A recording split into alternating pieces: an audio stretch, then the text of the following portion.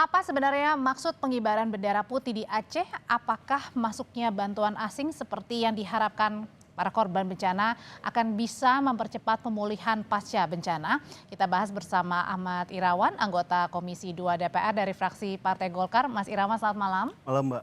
Ada juga bergabung bersama kami Humam Hamid, Guru Besar Universitas Syah Kuala Aceh.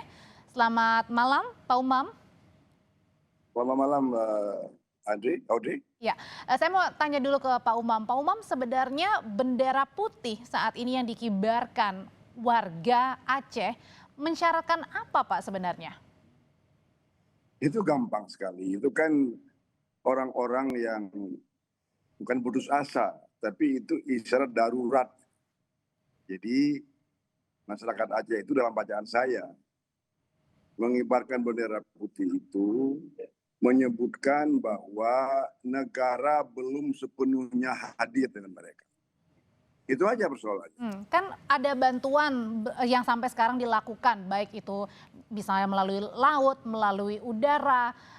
Itu tidak cukup bagi warga di sana. Apa yang sebenarnya dirasa paling kurang? Sebenarnya udah dijawab oleh Pak Prabowo kemarin. Ya, sebenarnya semua ini sekarang kalau kita lihat, kita putar semua, ada 3 bupati yang menyerah. Ya, ada gubernur yang menangis.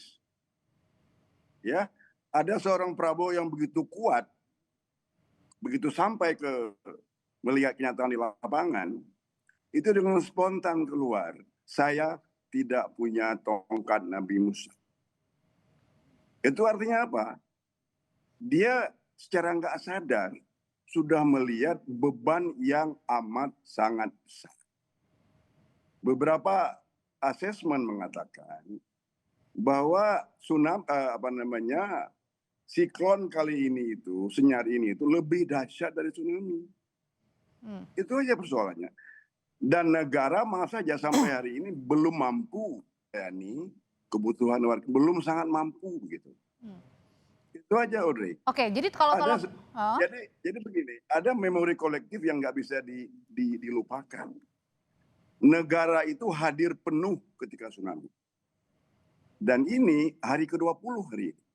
Bayangkan Banda Aceh saja, ibu kota Aceh, yang tidak ada urusan dengan Senyar 25 ini, hari ini masih mati kota ini. Listrik tidak ini ada maksudnya? Listrik, tidak ada telepon. Ini susah sekali ini. Ya, jadi sebenarnya tanpa bendera putih pun kita sudah tahu amat sangat darurat untuk Aceh. Jadi bendera putih itu adalah ekspresi save us, itu aja. Oke, Mas Irawan, ini warga sudah menyerah. Menyerah bukan berarti yang bagaimana, tapi menyerah pada keadaan dan bermaksud untuk ayolah begitu, ada bantuan yang lebih. Selama ini ternyata bantuan-bantuan yang dirasakan tidak terlalu benar-benar terserap oleh masyarakatnya, Mas Irawan. Apa yang terjadi sebenarnya? Memang kalau kita tadi mendengar Prof. Uman, ini adalah satu bentuk ekspresi yang disampaikan oleh masyarakat di Aceh, dan saya kira ini juga harus didengar oleh pemerintah, tetapi tidak hanya pemerintah pusat yang terus menerus kemudian dituntut untuk kemudian melaksanakan kewajiban negara, tapi ini harus terbangun satu kerjasama yang penuh antara pemerintah dan pemerintah daerah untuk kemudian memenuhi ekspektasi masyarakat di yang terkena dampak bencana tadi. Tapi yang perlu saya sampaikan di dalam forum ini bahwa sebenarnya yang dilakukan oleh pemerintah pada saat ini, bahkan kalau kita lihat hasil rapat paripurna kabinet terakhir itu, semua Presiden sudah mengarahkan agar ada pengerahan sumber daya ke daerah bencana tersebut. Dan saya kira tadi termasuk tadi yang disampaikan bahwa sebenarnya makna yang dimaksud oleh Pak Prabowo terkait bahwa tidak punya tongkat Nabi Musa itu yang tadi juga disampaikan oleh Prof. Umam, sebenarnya lebih kepada bahwa tidak ada penanganan bencana yang bisa selesai dalam sehari gitu. Memang membutuhkan satu proses yang saat ini sedang dilaksanakan oleh pemerintah. Saya mau nanya kembali kalau gitu ke Pak Umam. Pak Umam, sebenarnya kalau dari katakanlah dari skala 1 sampai 10 sebenarnya tolak ukur yang bisa dikatakan yang bisa terasa bantuannya ini dari skala 1 sampai 10 berapa bisa dinilai kah Pak Umam? Sangat suka untuk menilai. Sekarang begini, bayangkan puluhan ribu rumah di paling kurang 5 kabupaten kota itu, paling kurang 5, itu tertimbun lumpur 2,5 meter. Dan sampai hari ini belum ada huntara. Ini hari ke-20. Ya. Mereka jelas nggak tahu mau di mana nginapnya itu. Ada yang nginap di rumah, ada yang nginap di masjid. Ya. Kalau tenda-tenda yang dibuat pemerintah? Ada yang lapar, ada yang lapar. Maaf ini, ada yang lapar ini. Okay.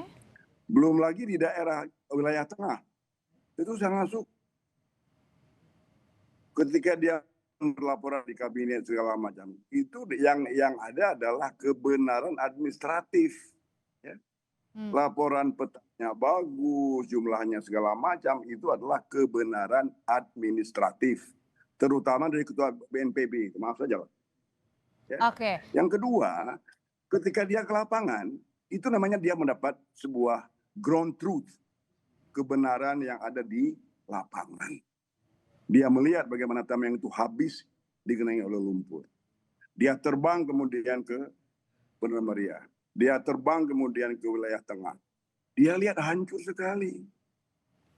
Yang dia katakan itu, dia nggak mengatakan secara terbuka, tapi yang dia katakan adalah kapasitas Aceh itu nggak mampu mengurus. Jadi jadi kita satu-satu bahas. Kalau tadi dibilang katanya bahwa ini hanyalah kebenaran administratif saja, kenyataannya di lapangan nggak begitu, Mas?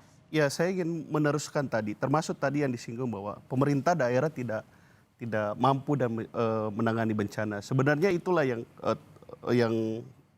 perlu kita koreksi dari proses birokratisasi penanggulangan bencana. Jadi sebenarnya itu persyaratan administratif bahwa ketika kabupaten kota kemudian tidak mampu, maka prosedur penanganan bencana dilaksanakan oleh provinsi. Jadi bukan tidak mampu dalam arti material, tapi dalam arti formil bahwa perlu ada kerjasama di tingkatan provinsi. Tapi sudah berminggu-minggu, bukannya hal ini harusnya sudah selesai di tingkat-tingkat seperti ini? Ya makanya kemudian yang itu kan sudah selesai sebelumnya. Itu kan sudah selesai dan saat ini bencana ya.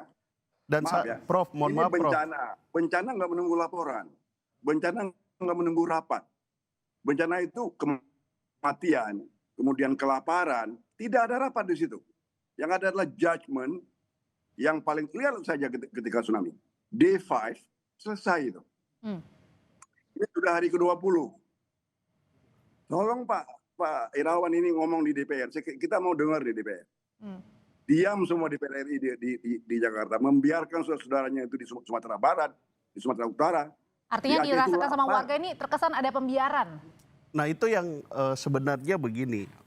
Kalau kami lihat apa yang dikerjakan oleh pemerintah, terus pemerintah daerah sejak hari pertama sampai dan hari ke-20 ini adalah suatu usaha yang sungguh-sungguh dan seksama. Makanya kemudian rapat-rapat itu penting untuk kemudian mengkoordinasikan dan mengintensifkan. Dan saya lihat, kami menilai bahwa juga pemerintah juga telah melakukan sesuatu yang maksimal yang bisa dilakukan sampai saat ini. Makanya kemudian kami DPR menuntut agar tahu mana kemudian yang memang menjadi prioritas pada saat ini agar penanganannya bisa dilakukan secara tepat dan cepat. Tadi seperti Profesor Umam menyampaikan ada satu kebutuhan terkait hunian sementara. Itu yang kami dorong. Kalau kelaparan kami belum pernah menerima laporan bahwa terjadi kelaparan karena kebutuhan pangan itu yang justru menjadi prioritas. Saya melihat dari apa yang kami disampaikan kepada kami, satu kebutuhan pangan, yang kedua adalah kebutuhan listrik, terus kemudian kebutuhan hunian sementara, terus pencarian korban yang tanahnya mulai mengering itu dilakukan. Nah dari laporan update yang kami terima, yang saat ini adalah yang menjadi prioritas adalah aksesibilitas distribusi atau logistik itu karena jalan masih.